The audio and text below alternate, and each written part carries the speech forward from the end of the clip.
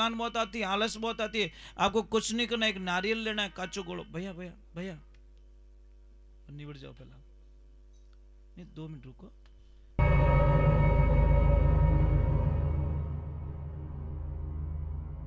सोनू महाराज जी के भजन व प्रवचन सुनने के लिए चैनल को सब्सक्राइब करें, बेल आइकन को जरूर दबाएं, शेयर करें, कमेंट करें, लाइक तो जरूर करें।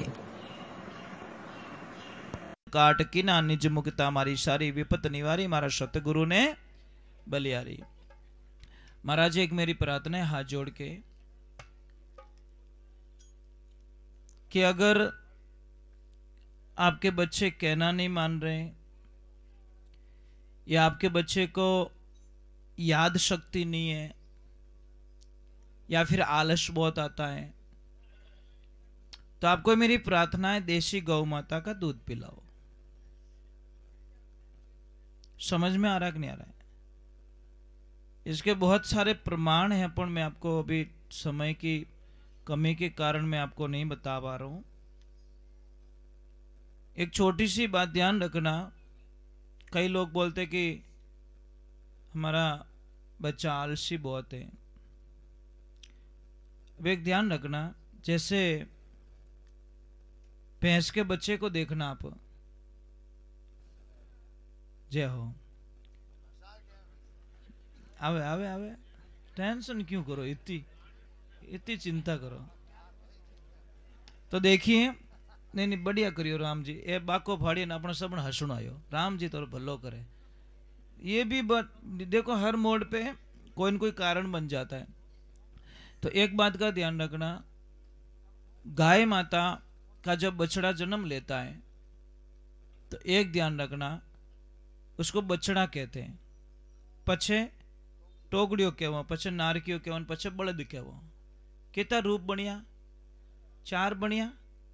वे अटने भैंस माता पाडान जन्म दियो, जलमियो जदी पाडो न मरियो जती वो पाडो ज रियो। कोई फर्क पड़ियो रे तो क्या हो, कोई डिफरेंस नहीं रियो। अब भैंस रो दूध पिला इनके मारा छोरा फर्क नहीं पड़ियो, कहीं फर्क पड़ियो। अब दूसरे नंबर के आलस गुण आवे, देखना भैंस रा पाडिया देखजो, दूध पिया पछे एक पाड़े जान पड़ियो रही, माखिया विने नाक में बड़े तो बटू उड़ावी को नहीं। मजाक नहीं कर रहा हूं, इतना आलसी पड़ा रहेगा। गाय रा बछड़ा ने देखजो, मारा जैसे दूध पियो पूछड़ो करियो ऊंचो, अन बटो चौथा घेर में गाड़ी दो भागना स्टार्ट करेगा। ये गाय के बच्चे की खासियत है। अब तीसरे नंबर लोग बोलते हैं हमारी कदर नहीं करते, बच्चे हमारी कदर नहीं करते, भूल जाते हैं।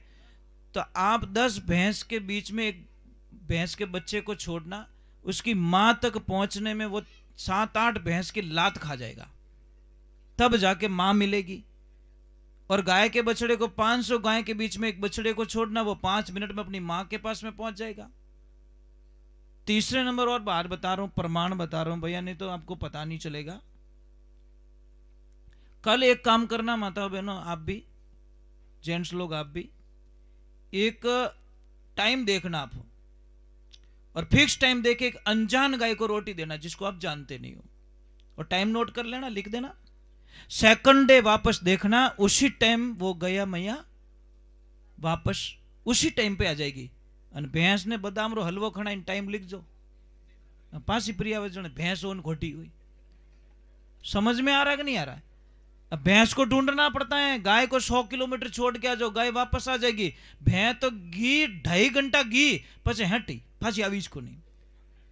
इसलिए साइंस कहता है, मैं नहीं कह रहा हूं, बफेलो मेमोरी शॉर्ट, भैंस की मेमोरी 2.5 घंटे तक ही काम करती है, फिर वो लगभग भूलने लग जाती हैं। इन वास्ते लोग पूछते हमारी बहन ने देखी, हमारी बहन ने देखी। बहन खुद ही ठाक होनी, बहन कट मैं कट देगी तारी बहन है, ऐसे कोई नहीं पूछता। अब देखो आपको एक शब्द और बता दो, आप बोलो भैं, बोलो तो कट जोर पड़ी अट छाती माथे, मजाक नहीं करो, बोल के देखो भैंस। और गाय बोलो तो एकदम हल्के। महाराज हजारों प्रमाण ऐसे हैं, कोई मतलब कोई समझा वो नहीं समझे। जने कहीं को पड़ियो नीचे कहीं के गई भैंस पानी में, अब किने की तो हम जाओ हम जी को नहीं कोई काला अक्षर भैंस, किने हाथ में लाठी रहे कोई के जिसकी लाठी उसकी भैंस, अकल बड़ी के बाबड़ी भैंस बदनाम है। मैं ये नहीं कहता भैंस मत रखो, भैंस रखना है, भैंस का दही बहुत अच्छा बनता है, गुणकारी बताया है। पर गाय का जो घी होता है, गाय का दूध जो होता है, भैंस अपनी जगह सही है, पर हम बोल रहे भैया भैंस का दही खाओ आप, बराबर नहीं। हम ये नहीं बोलेंगे आपको, अगर किसी बच्चे की मेमोरी नहीं है, हाइट नहीं बढ़ रही है, तो आप गाय के दही में चूना मिला के खिलाओ उसको। अगर आपको ज्यादा थकान आ जाए, थक गए हो, आपको बॉडी काम नहीं कर रही है, थकान बहुत आती है, आलस बहुत आती है, आपको कुछ नहीं करना, एक नारियल लेना है, काचो गोड़ो, भैया भैया भैया निबड़ जाओ पहला, नहीं 2 मिनट रुको, हाल तो पहला संत महात्मा बोली पछे बोली। तो एक नारियल लीजिए गोड़ा, क्यों काचो गोड़ो, उसको थोड़ा सा ऊपर से काट लो और एक छेद कर लो, उसमें खसखस और किशमिश दोनों भर दो, फुल भर दो, याद रह जाएगा, आपको बहुत अच्छी दवा बता रहा हूं। खसखस और किशमिश दोनों अंदर फुल भर दो दबा के, फिर वो जो काटा था ना वो वापस रखो ऊपर, और एक कपड़े से टाइट उसको बांध दो। बांधने के बाद में चिकनी मीठी लो, एकदम चिकनी, और उसको पूरा ऊपर लेपन कर दो।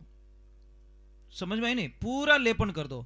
लेपन करने के बाद में उसको आग पे सेको, जोरदार सेकणो, पूरी सेकणो विनय, एकदम ज्यादा सिक जा, लाल चुट हो जाए, उस वक्त में उसको लेको, उसका जो ऊपर का जो कवर है ना वो वापस कपड़े वाला मिट्टी उतार दो, और जो अंदर जो चीजें बचेगी उसको मिक्सी में पीस के पाउडर बना दो।